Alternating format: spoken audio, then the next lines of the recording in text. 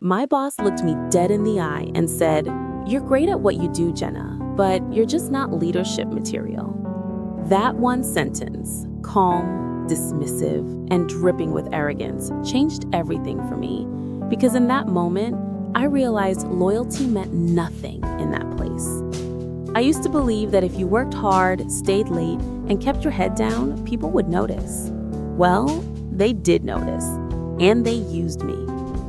I worked at a mid-sized marketing agency in Chicago, the kind of place that bragged about its great company culture while running people into the ground.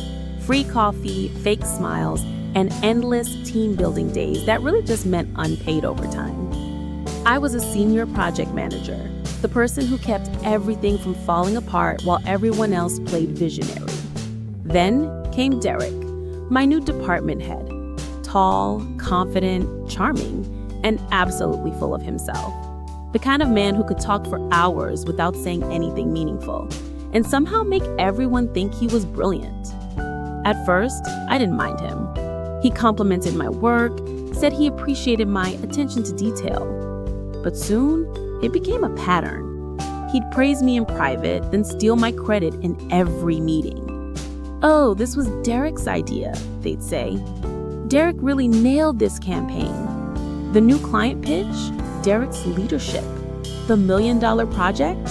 Derek's strategy. My sleepless nights, caffeine-fueled weekends, and constant stress? Apparently, Derek's dedication. I tried to ignore it. I told myself people like him always get exposed eventually.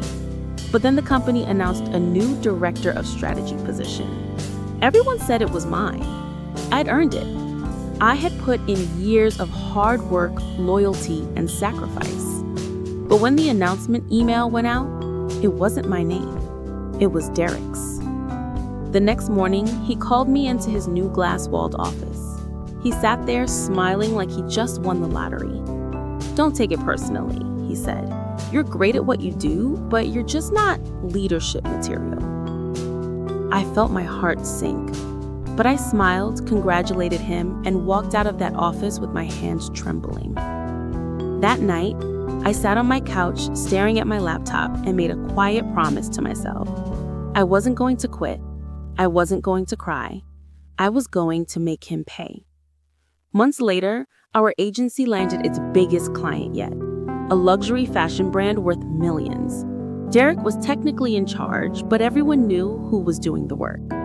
I spent weeks perfecting analytics, designing strategies, and building presentations while Derek floated from meeting to meeting, soaking in the praise.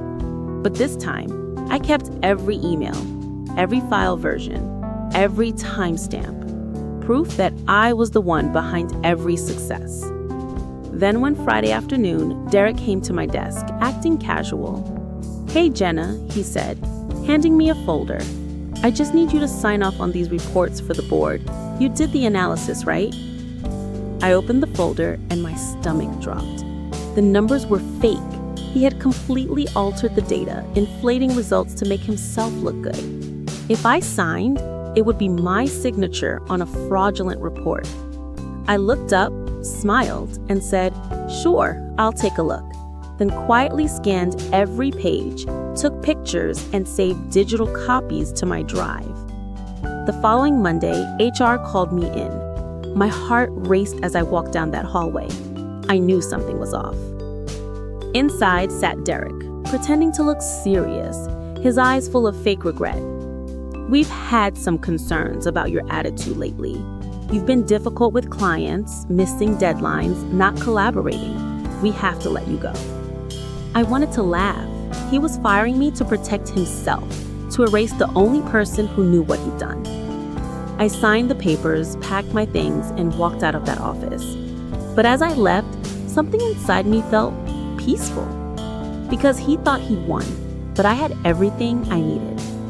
That night, I poured a glass of wine, opened my laptop, and wrote the most satisfying email of my life. I sent it to the corporate headquarters of the luxury fashion brand.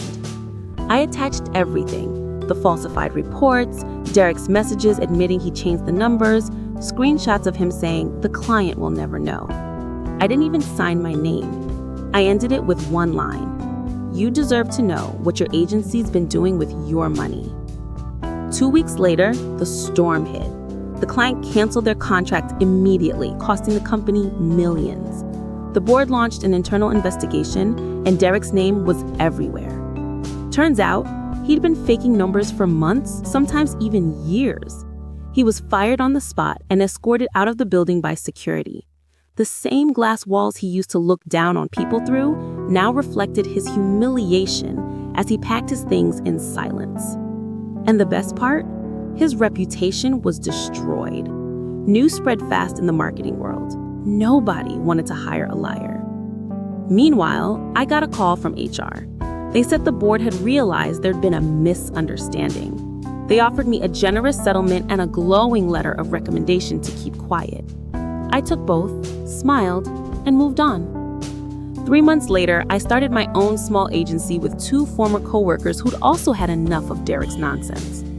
We worked hard, late nights, again, but this time it was for ourselves. Our first client? That same luxury brand Derek had lied to. The executive said, "We'd rather work with the person who actually did the job." And that felt better than any promotion ever could. Now, every time I think about Derek, I don't feel angry. I just feel satisfied. Because sometimes, karma doesn't need to take its time. Sometimes it just needs a little push from someone who's been underestimated too many times. And when it finally hits, it's beautiful. If you've ever had someone steal your hard work or take advantage of your loyalty, you know how good it feels when justice finally shows up. So if my story made you feel something, if it reminded you that sometimes the quiet ones win in the end, I'd really appreciate it if you could like this video, share it with someone who deserves a little inspiration, and subscribe to the channel. It means more than you know, and it helps me share more stories like this one. Thank you for listening.